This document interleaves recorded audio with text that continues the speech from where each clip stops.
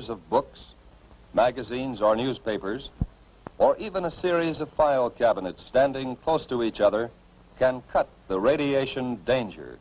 In some parts of the country, there are storm cellars or outside vegetable storage cellars. They may be used as shelters from fallout.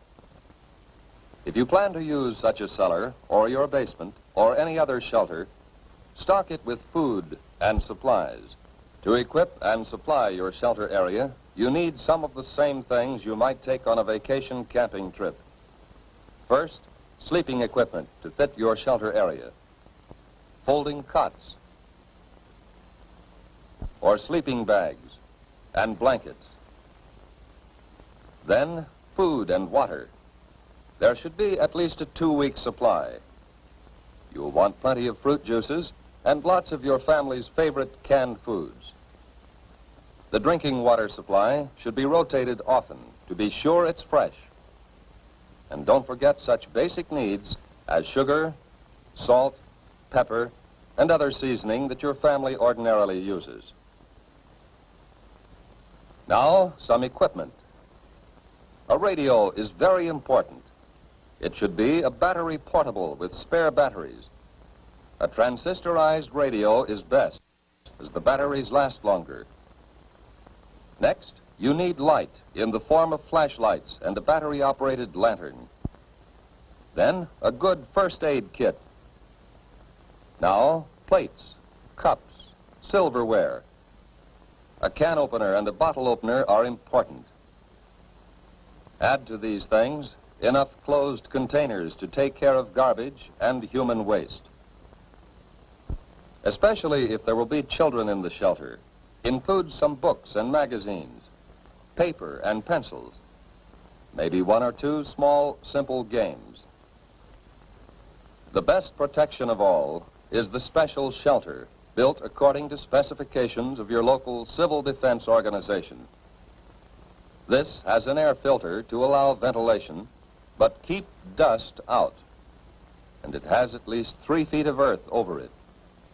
It would be a good idea to go right now to your local civil defense office to secure plans for the type of shelter you want, and then to get busy on construction. Plans are simple, using standard materials. So maybe you can do the job yourself. But all this special shelter talk won't help very much if you are caught way out on the open road. If that happens, keep driving until you see a building, which may be a house or barn, church or school. Drive as close to the building as you can. Then get yourself and your family out of the car and take cover in the building. If you live on a farm and have sufficient warning, get your animals under cover and give them enough food and water to last several days.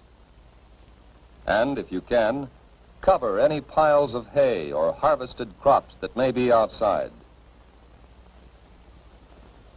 If the explosion has been some miles away, you will have time to fill tubs and other containers with water before fallout arrives. All locations where outside dust does not penetrate will be safe storage points for water. Whatever kind of shelter you find, settle down and make the best of it. If there are others with you, help them by being as calm as you can, and don't be discouraged. You can go out for very brief periods if you are well covered and keep the dust off your skin.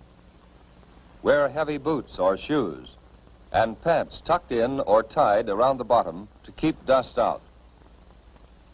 If any dust gets on you, brush it off promptly. And when you have a chance, wash it off.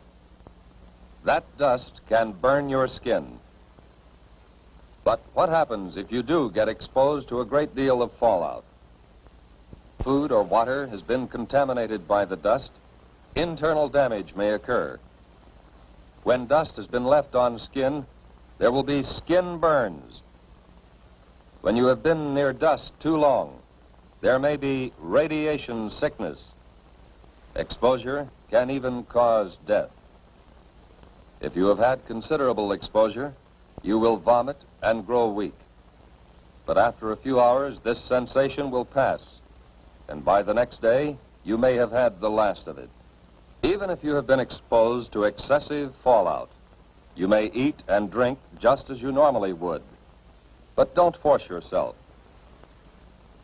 Whether you have had these symptoms or not, if civil defense radio announcements have said that radiation has been high in your section, keep an eye on your condition for the next few days. Watch especially for these developments in the 2 weeks following exposure. Return of nausea, sore throat, bruise spots developing without any known reason, loss of hair.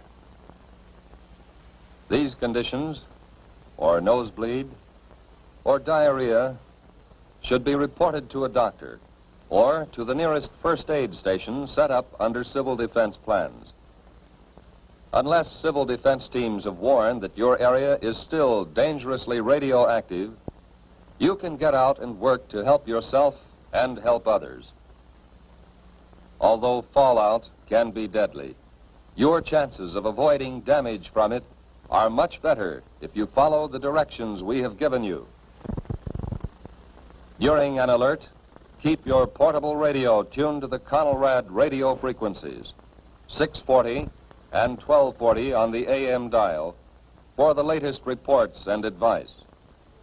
Right now, today, before there is an alert, take time to learn the Civil Defense 5 steps to safety. Learn warning signals and what they mean. Learn your community plan for emergency action. Learn protection from radioactive fallout. Learn first aid and home emergency preparedness steps. And learn how to use Conelrad 640 or 1240 on the AM dial for official directions.